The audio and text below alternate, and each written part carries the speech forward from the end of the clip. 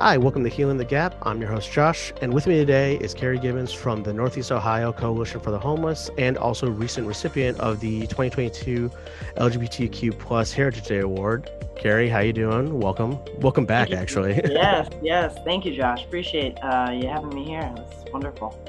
Welcome back because you were on one of our community spotlights where we got to talk to you a little bit about, what you guys were doing kind of through COVID. But we kind of wanted to just touch base, see how things are going, especially kind of as we're leading in the colder months.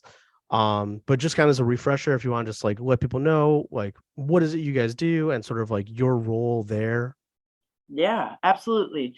So I work for the Northeast Ohio Coalition for the Homeless, and our mission is to serve those who are struggling with homelessness throughout Cuyahoga County, to walk with them with dignity and respect. And we do that through outreach. So we have a team of street outreach workers, education, where we talk about root causes of homelessness and things that impact homelessness, whether it's mental health, whether it's LGBTQ identities, or even just, the pay to stay legislation that exists, right? We also have not only do we do outreach education, but we also have, ability to accept donations, to be able to serve those with tents. Um, we at NEOCH are a coalition to advocate for those who are experiencing homelessness. And it's very important to remember that we are advocating with, we are walking with, and also we know that systems exist, right? The continuum of care, Mhm. and that we navigate through those systems, again, with respect and dignity for the person who's experiencing the hardship. Of course. And to me, that's one of those two kind of biggest things are A, like the navigation, because I think any system like that's, you know, it's complicated, it's complex, and just being there as a guide, but also like, it is important that that dignity aspect of it too is kind of like you never want to seem like you're either like talking down or anything like that because it's like these people need help and then kind of like bounce back. You talked about the people that you're outreaching to, Mhm. and you mentioned the LGBTQ plus community. Like I mentioned, you actually just got that Heritage Day award. I just want to talk about how maybe like your personal work and how like your role at NEA kind of led into that, and just talk about the award for a second. Yeah, so huge award to receive. Typically, so I received the Heritage Day for Public Service, and Mhm. typically that goes to someone like a city council person. Uh, d- Typically, it goes to someone who works for the government, right? Our government agencies here in Cleveland. And it went to me. And I believe that I was selected humbly because there is such more awareness now of the LGBTQ community experiencing homelessness, right? Like Mhm. we know, there's always that statistic of 40% of LGBTQ individuals experience homelessness throughout their lifetime, which is a great number, but really, it's just a number that people float out there, Mhm. right? And so, what we want to do, particularly in the work that I'm doing, is really magnify the fact that, like, we know that trans women of color um, experience homelessness at a higher rate than their cis counterparts, right? And when I say cis, I mean like heteronormative Mhm. counterpart. And so, I believe that through my navigation, as well as like, I like to call myself like a bridge builder, where I work through many different systems and also I advocate in a way that people can hear because when if you don't bring the conversation to the table, especially around folks who are LGBTQ identified, then like they're missed. And so, therefore, me being in the role that I am, that's so specific, allows me to present at tables that might not be thinking about all the different marginalizations that are occurring, right? Mhm. And so, you know, again, being selected, it was, it's interesting because I spent, a better part of my 30s working at the LGBT Center. So I'm very familiar with the Heritage Day Award and, just how much of an honor it is. Yeah. And to They be do great work selected, there too. right. Yeah. And to be selected by the nominating committee and my boss Chris Nestrick, he really blew me out of the water with his speech to introduce me, and it's very humbling to know that I'm being, not only but NEOCH is being noticed for the work that they're doing for LGBTQ folks. And really, what I want people to start to understand is that, like, even though there is more awareness and there's more like attention at this time, that the systemic barriers and housing is something that we want folks. It's not like it should be this big of a barrier to get individuals housed, right? And like, it's a basic need that, that right. it shouldn't be this big of an argument. It should be fundamental, Right. And so, like, in our view, like, homelessness is a public health crisis. Of course, right? Of course. And so homelessness and being queer is a gigantic public health crisis. And so being able to have people hear that and understand that just because you walk into a shelter, Josh, you're going to have a completely different experience than me walking. Oh, yeah. Right. And even though our skin tones are different and our identities are different, like, you're still going to be treated in a way that I'm going to be met with a lot of distaste, right?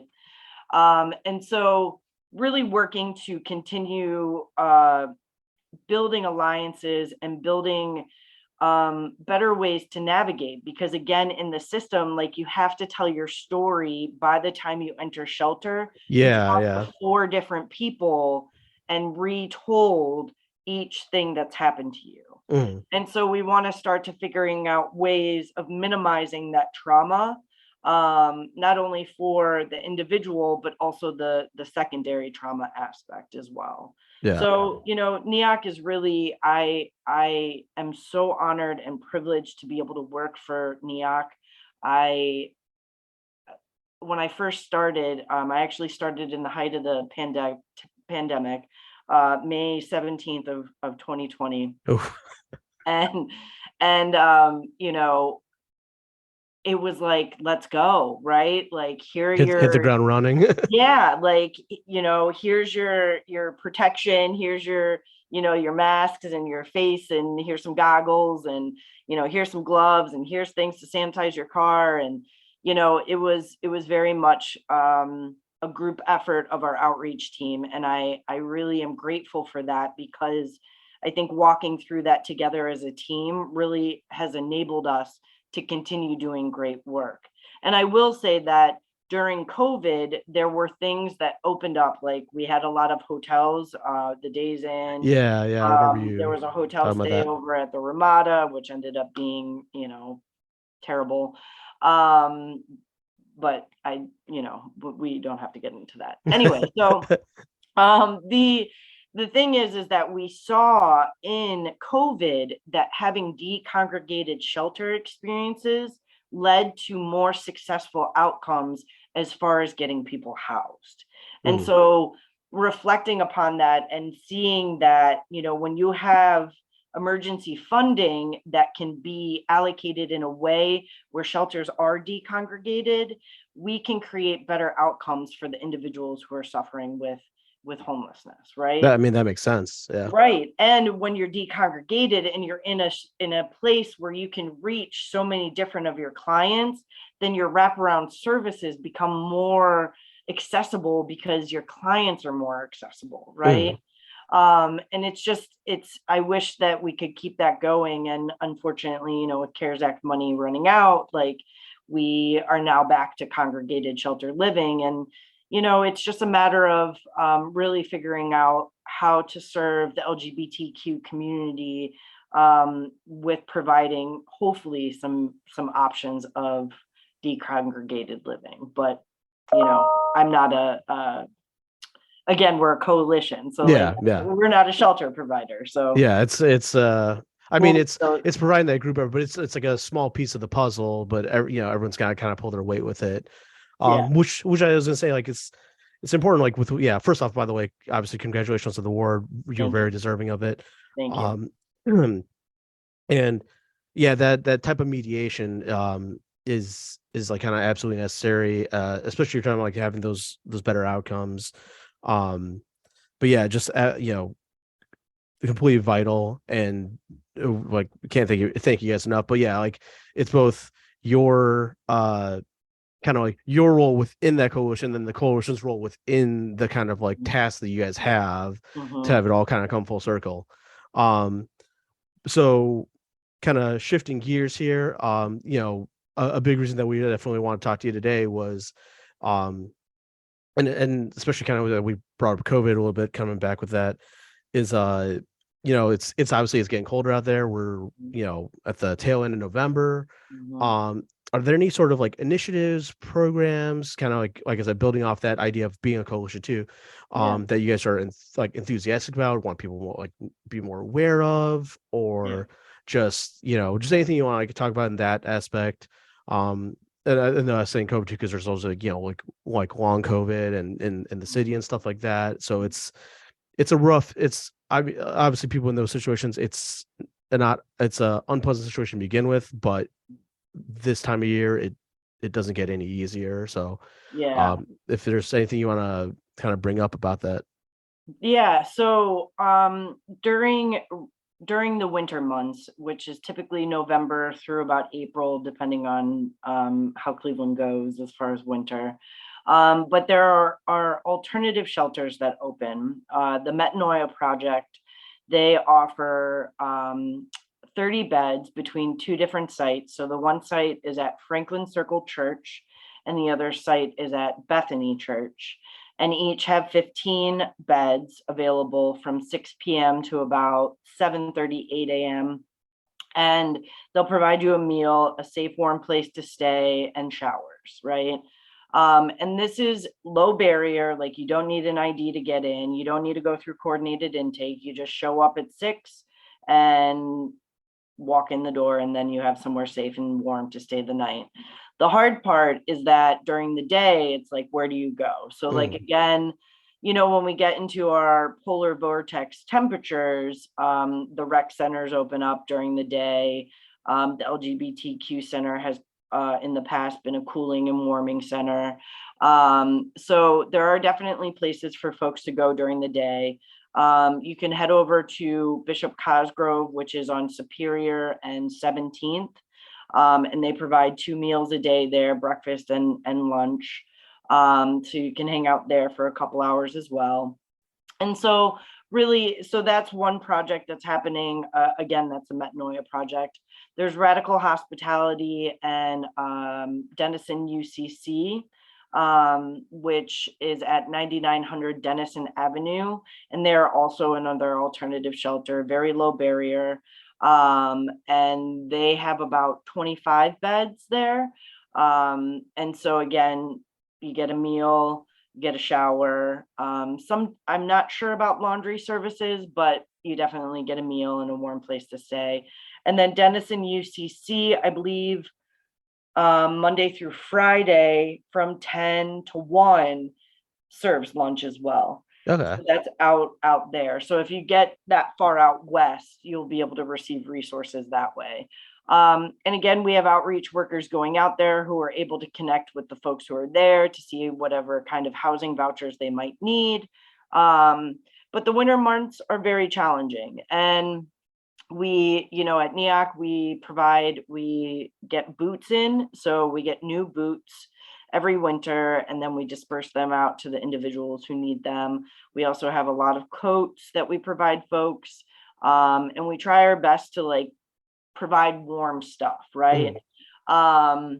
For the individuals who do decide to stay outside, again, like I said before, we do provide tents, we do provide sleeping bags, and necessary things to keep individuals warm. We do compassionately try and encourage them to go to one of the sites that's providing shelter overnight, Mm. especially, I mean, this morning it was like 22 degrees. Yeah, it's Right. if you're it's the more ideal. I mean, as ideal as you could be in that situation, but to get inside, Right. Yeah. Even right.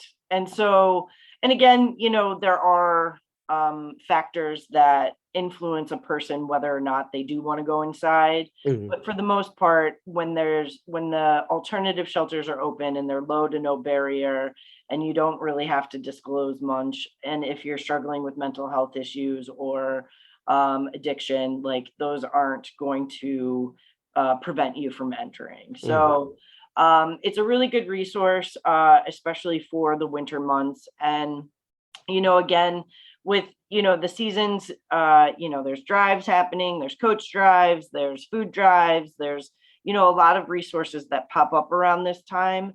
And so it's a really good opportunity for individuals to give back. I know that last year, the Center for Reducing Health Disparities, you guys got us a boatload of stuff, and it was absolutely amazing. But what we'll notice is that probably around like February, when all the drives kind of Yeah. end, is when we start to run out of stuff. Yeah, which is and that's really unfortunate too, because I'd argue, like February, I think it's like the coldest month. Right, And right. I Even was gonna more. say too, with those drives, so I kind of following on that, what it would be the best way for people, like if they want to specifically or just like best ways to like donate, if like maybe directly to you guys, or just is it just like through your website, or is there specifically like, you guys have like I don't know, yeah, like in-person drives or something, that'd be like a really good spot. They're like, hey, like we want to help out, especially maybe like during those times when all the other ones are ended. Yeah. So obviously, we accept donations at neoc.org. You can just go click on, donate financially. But the best way to like really coordinate a drive would be reaching out to Tony, and I can give you that information. Mm. Tony's our office manager, and make sure that like if I say, hey, Tony, like it would be great if we had water, right? Then we put a request out, and then the community brings us water, That's great. right? Yeah. And so Tony is really incredible at that. The other thing I wanted to mention is that we do a pride drive, and I can also hook you up with that link. Yeah, I'll put all those in the Where description too. Yeah, right. So typically folks will do a June pride drive, right? Mhm. Where, it's Pride Month, everybody's engaged, everyone's icons are gay, it's so great. But we do it all year, right? Because we know that it's not just June when people need things. Yeah, yeah. And really the intention behind it is to help folks who are struggling with homelessness to feel as affirmed in their being as possible. So like wigs and like Mm. makeup kits and things that It's aren't those going to little get it things that, yeah, right, that will make you feel so happy in your own skin that even though there's this really hard thing that's happening, like you'll still look good, right? And yeah, like, yeah. that helps, right? And there's a whole list of things that we have on there, for folks who bind, like we want to be able to provide binders, and just really just allowing folks again to feel good, right? Like Mhm. that's I mean, it adds up, and it's like I said, it's those, it's those little things that can really like like change your mindset and like add like a smallest bit of like positive light towards whatever's yeah, going on, and help you like yeah, that little bit to like kind of keep going. yeah. Like I'm wearing my shirt that has elbow patches and like I feel super great in it, right? And like everyone should feel that way. Yeah, yeah, of Right? course, of Like course.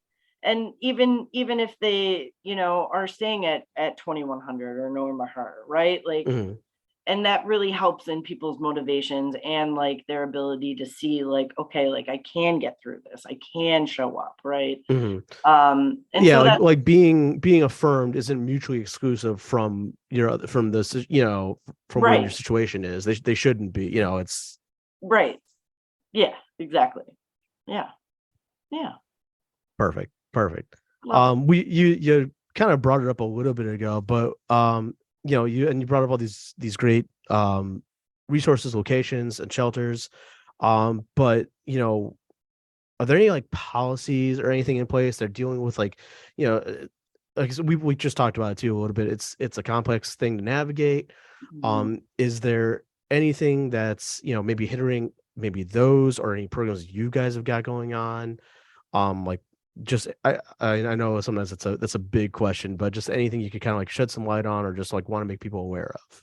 Well, definitely I want folks to be aware of pay to stay. So that passed in the city of Cleveland, which means that you can pay your rent and like not be evicted, right? Mm, Like, and if you're back, then like you can't be evicted, right? And so like working out and understanding, I think more of a lens of knowing.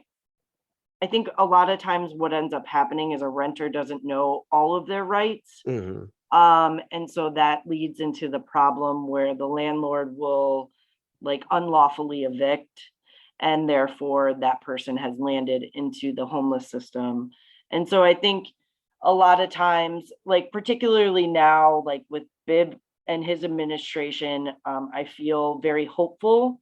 Um, I also am pretty pumped about some of the new folks who have gotten elected in, Chris Ronayne being one. And I think that there's a lot more, again, like back to my original statement of like the attention, right? There's a mm, lot of attention where people are beginning to understand that like what we have created isn't necessarily the best way to navigate this, right? And again, back to COVID, we saw different results.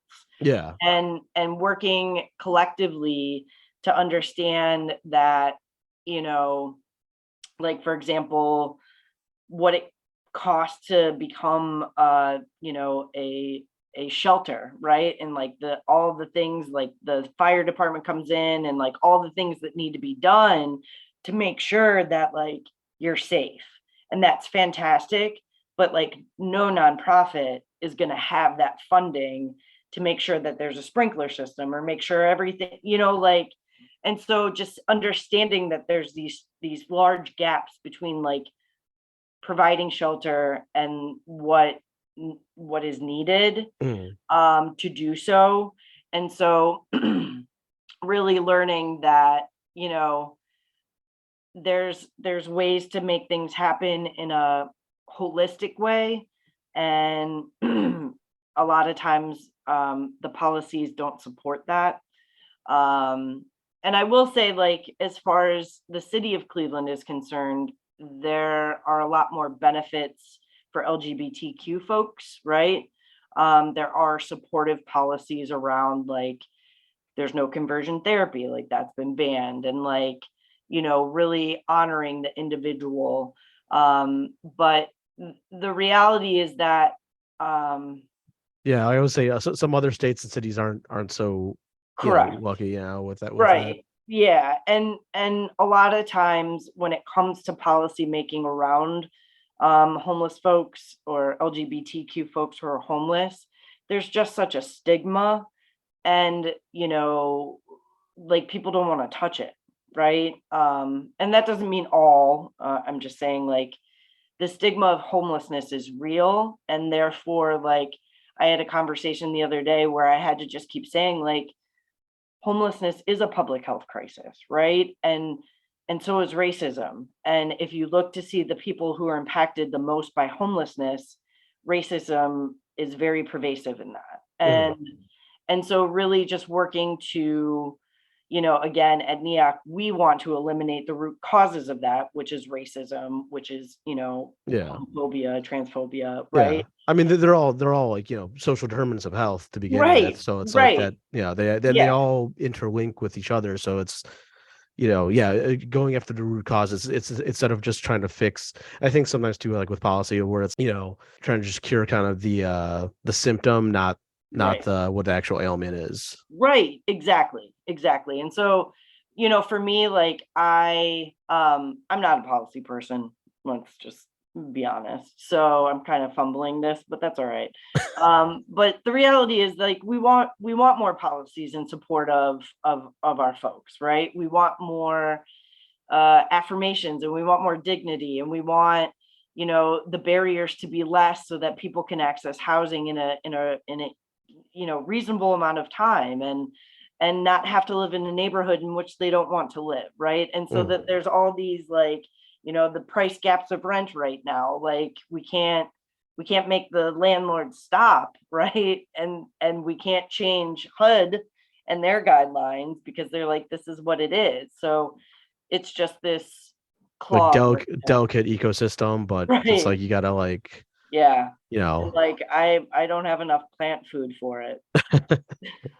um so actually, yeah, building off, you mentioned actually some of the people that had gotten elected. There were a couple of issues on the ballots. Just if there's anything specifically more you want to talk about with some of the people that got elected, or just any of the issues that were passing them had any impact maybe on what you guys are doing. I know one of them was I think like I want to say like issue one or something like that. That was like about the people being released and like whether or not it's concerned for public safety. And so if any of that is applicable to you, if not, we can just skip over it.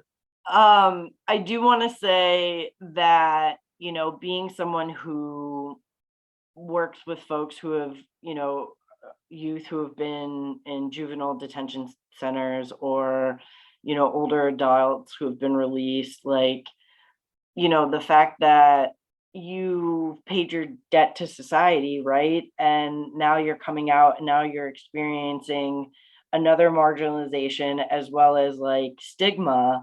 And, I think, I've worked with folks who are sex offenders, and, it is really difficult to find someone who's a sex offender somewhere to live. And again, it's so hard because you don't know the whole story. You just see the word, right? Mhm, Like, or mhm. this person was just released from prison, or, like you don't know the story. And therefore, you don't have the empathy to like be like, oh, yeah, that's cool if they're my neighbor, right? And a lot of the times it's like not in my backyard, right? Like I will give you a coat to your organization, but like don't let that person move next door to me, Yeah. right? And so I think with the issues of that, like it's just again like if we really want to uplift people, right? Creating another barrier for them to be housed or to feel safe after being released from incarceration, like I think that is just really a failure of the system, right? A failure of policy. I dream of like tiny home communities and like being able to have like people like sustainably exchanging like life and hey, I made this, like can I bring you over a plate, like, and like that just doesn't exist right now, and it Mhm. does in other communities, right? Yeah. But like It requires a big shift, yeah, like a big paradigm shift with it. Um, and that's just a Carey Gibbons thought. That's not a Carey Gibbons queer outreach engagement manager thought. mm. That's just want to differentiate. Yeah, but I mean, they're important thoughts. They're important, and it's one of those things where it's like the ideal. Um, and no, like actually, yeah, that kind of ties back into with what you were talking about with your role is just like you said, like telling that story and then like getting the right people to listen and having the whole picture, mediating it, and just trying to like streamline the whole process so that to like again get to that end goal of make sure they're not homeless. Right. But it's And the whole thing is a process. But we're obviously super grateful for the work that you guys do. It's one of those things it's no different than what we're doing too with trying to just find root causes and be as preventative as we can with stuff.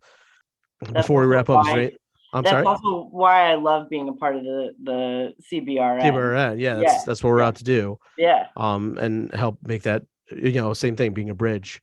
Uh, but before we wrap up, is there anything else you want to let everyone know about? Anything big? I know during our CBRN meetings, you have your community corner. Anything else you want to let the people know about?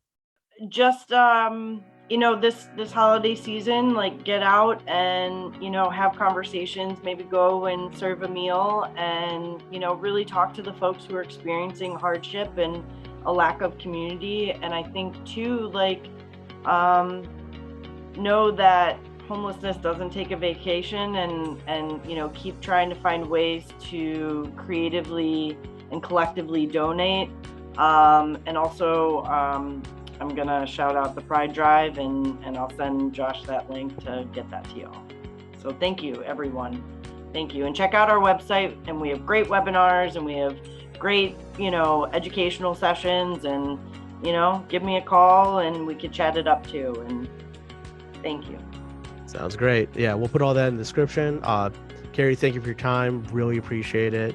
Yeah, hope you have a safe holiday too. Everyone has a good holiday. Yeah. Yeah, that's it for this one. Have a good one. Thank you.